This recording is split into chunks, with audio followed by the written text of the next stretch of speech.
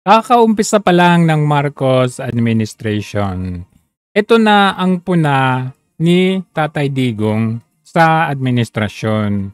Buksan ng libro, imbestigahan itong lalo na ang nasa House. Demand that we open the liquidation. Lahat para malaman rin namin kung paano ninyo winaldas ang pera namin. Yung pera namin hindi man sa inyo. Just because you are the keeper of the kayo ang mag-distribute, okay yan. Pero tignan ko yung how much have you spent so far. And I will demand the COA. Because if the COA will not do it, then I am asking the Filipino, everybody, every soldier, every policeman, every farmer, to demand para malaman natin once and for all kung sino ang nagwawaldas ng pera sa Pilipinas. Di ba? Ilang taon nang nag-iingay si Tatay Digong na mag-audit, open liquidation, lalo na sa tax ng taong bayan. Ito pa, nung may programa pa si Tatay Digong, malaya siyang nakapagsisiwalat ng mga ginagawa ng administrasyong ito. Tinanggal nila yung SMNI na wala itong gikan sa masa para sa masa ni Tatay Digong. Pero gumawa pa rin ng another program sa mga vloggers at sa mga ibang kasi nawala na yung SMNI. Ayun, hanggang sa tinanggal na nilang tuluyan, hanggang sa pinakulong si Tatay Digong. Sinasabi rin ni VP Sara na dalawa lang ang may hawak ng budget. Ang budget ng Pilipinas ay hawak lang ng dalawang tao. Hawak lang siya ni Congressman Zaldico at ni Congressman Martin Romualdez. Yan ang katotohanan. Anong ginawa ni Marcos Jr.? Hindi niya yan pinansin. Sinabi niya sa SONA, katatapos niyang SONA, mahiya naman kayo. Kitang-kita ko na maraming proyekto para sa flood control ay palpak at gumuho. Kaya sa mga nakikipagsabuatan upang kunin ang pondo ng bayan at nakawin ang kinabukasan ng ating mga mamamayan, mahiya naman kayo sa inyong kapwa Pilipino. Yan ang kanyang sinabi. Mahiya naman kayo. Pero last year, ano yung sabi niya? Maraming nagsasabi, nababasa ko sa dyaryo, naririnig ko sa radyo, television, nasa ng mga flood control. Nandyan ang mga flood control, na-overwhelm lang. Na-overwhelm lang daw. Pero sabi niya ngayon na mahiya naman kayo, and in fact, sinabi niya sa interview, podcast niya, anong sabi niya? Paano ho kung kaalyado ninyo? Sorry na lang. Hindi na kita kaalyado kung ganyan ang ginagawa mo. Ayaw na kitang kaalyado. Kahit daw kaalyado niya, sinabi ni VP Sara, dalawa ang may hawak ng budget sa Pilipinas, si Zaldico at saka si Martin Romualdez. Pero ayon sa investigasyon, isang taon nilang iniimbestigahan itong si Zaldico. Ngayon, nasa Amerika na siya, protektado ng gobyernong ito. Ito naming inimbestigahan si Congressman Zaldico. And here's what we found. We know Zaldico today as among the main architects of the controversial 2025 national budget.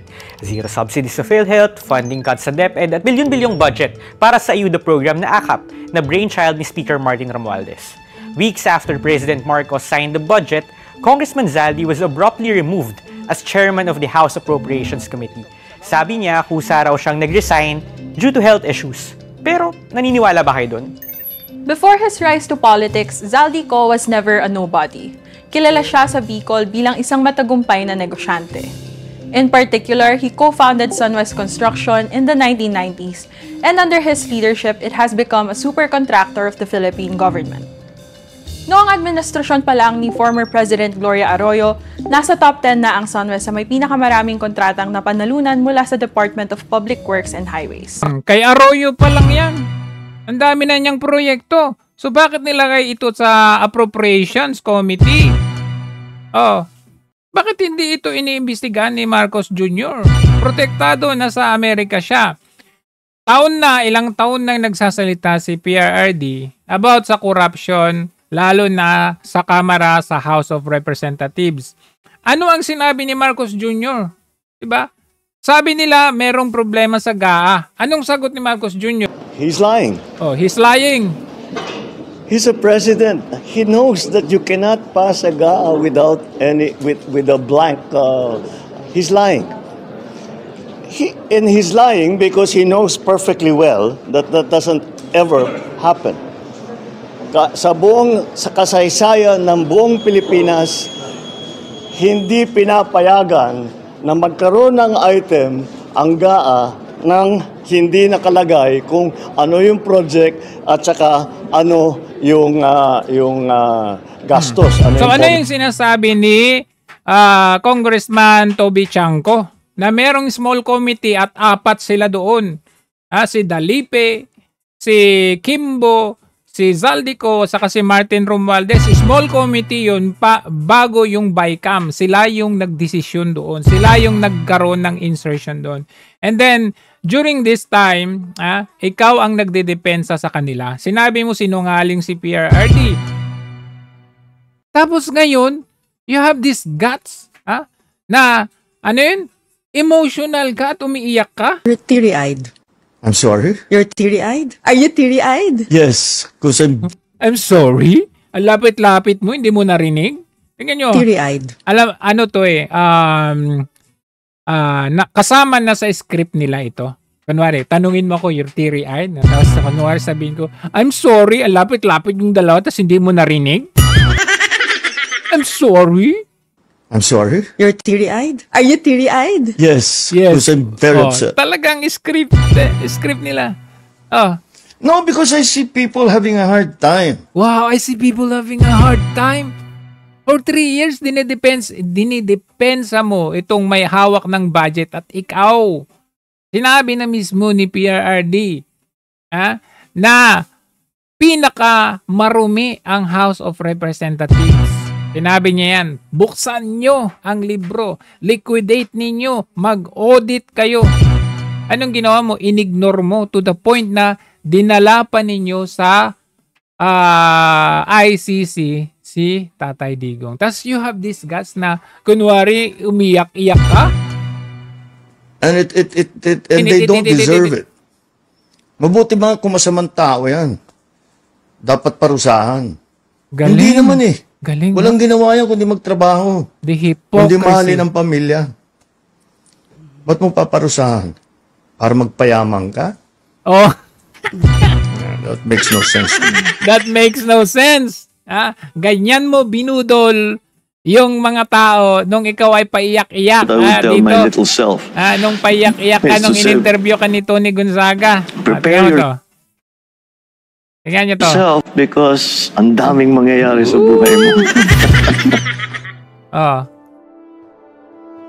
Ganyan mo binudol The ang next tao. day, it was posted in your Instagram that you visited your father. Yes, What did you tell him? you should be here.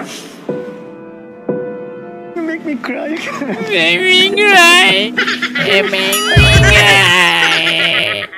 Ganyan talaga mambudol. Kaya maniniwala pa ba kayo na, Marcos gets emotional on just suffering? For 3 years nga yan ang sinisigaw ni PRRD at ng taong bayan. Anong ginawa mo? They're lying. They're lying to his teeth. Tapos ngayon, anong ginawa ninyo? Pinakulong nyo si Tatay Digong. Mas maniniwala pa ako sa'yo kung ang dahilan ng pag-iiyak mo o naiiyak ka ay ito. Kasi wala kang puso. Pinadala mo yung matanda sa banyaga na bansa, sa pagka-trader mo, banyaga, no? Ito.